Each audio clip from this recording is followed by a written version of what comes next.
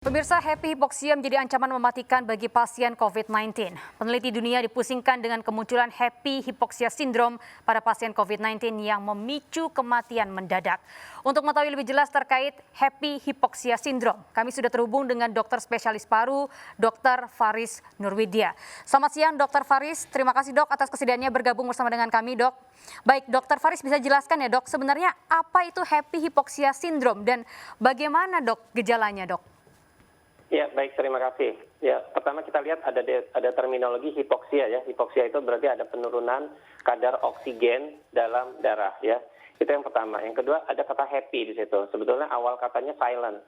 Jadi ini suatu sindrom atau sekumpulan gejala yaitu penurunan kadar oksigen secara objektif ya. Misalnya dibuktikan dengan pulse oximetry yang biasa ditempel di jempol, ada penurunan saturasi oksigen atau pada pemeriksaan analisa gas darah terdapat penurunan tekanan parsial oksigen yang kita sebut sebagai PO2 yang menurun di bawah misalnya 80.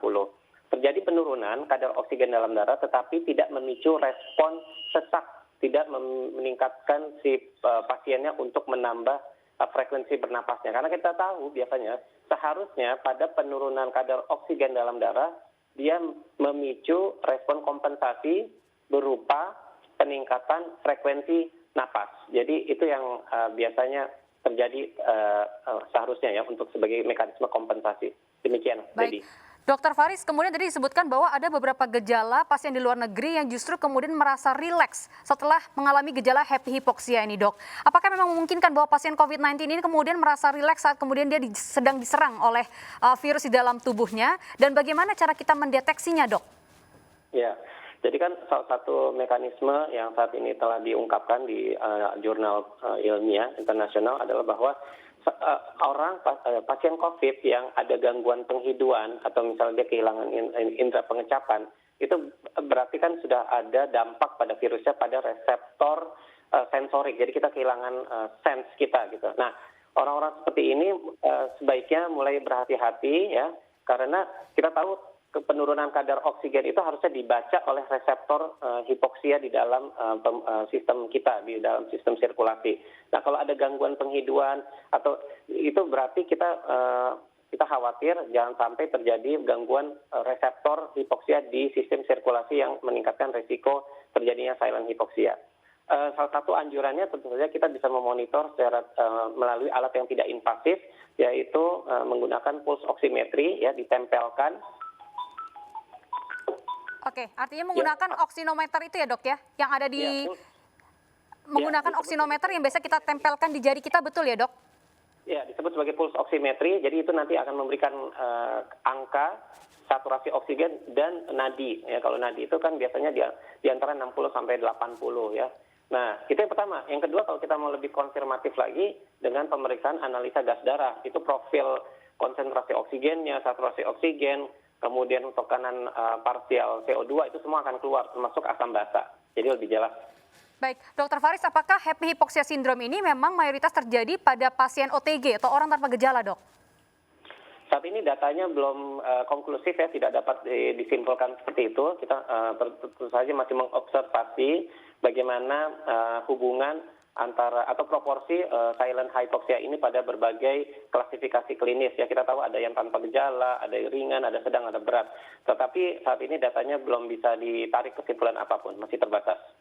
Nah, kemudian, Dok, apakah happy hipoksia ini bisa mudah diketahui oleh orang-orang awam dan apa yang harus dilakukan jika ternyata pasien OTG mengalami happy hipoksia sindrom?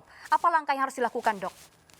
Ya, jadi kan umumnya kalau kita pertama menegakkan status konfirmatifnya melalui PCR. Jadi kalau PCR-nya dinyatakan positif dan kemudian ada klinis atau melalui pemeriksaan oleh dokter, didengar suara yang mencurigakan ke arah pneumonia, dilakukan pemeriksaan radiologi, nanti di situ akan muncul seberapa jelas kelainan atau abnormalitas yang disebabkan oleh virus ya, bentuknya seperti gambaran awan putih berpulau-pulau di area pinggir.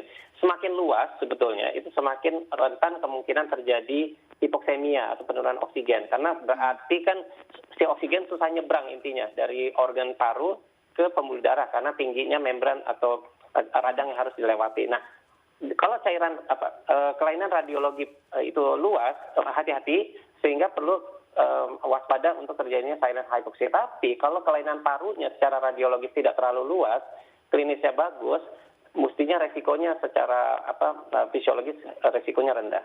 Baik, yang terakhir nih Dr. Faris, apakah Ya. happy hypoxia ini bisa dicegah dok untuk kemudian meminimalisir angka orang-orang yang meninggal dunia akibat silent killer? Jadi yang pertama tentunya kita harus melakukan monitoring ketat ya. Kita bisa di awal melakukan screening radiologis untuk melihat seberapa luas lesi apa kelainan yang terlibat di organ paru. Itu yang pertama. Yang kedua kita bisa melakukan analisa gas darah, pemeriksaan AGD, yaitu diambil darahnya dari arteri untuk dilihat berapa tekanan parsial oksigen dan saturasi oksigen. Nah, kalau pada perjalanan penyakit ada merasa tidak nyaman atau misalnya gangguan penghidupan yang lebih berat, itu hati-hati, sebaiknya bisa dilakukan pemeriksaan analisa gas darah ulang, atau yang lebih mungkin yang tidak invasif, yang lebih nyaman adalah dengan memasang pulse oximetry di jempol, sehingga kita bisa memantau secara rutin berapa saturasi oksigen ya. Kita upayakan bertahan di atas 95%, Lady. Baik, terima kasih Dr. Faris Nurwidya, dokter spesialis paru atas waktunya bergabung bersama kami di seputar News Siang RCTI. Sehat selalu dok dan selamat bertugas kembali.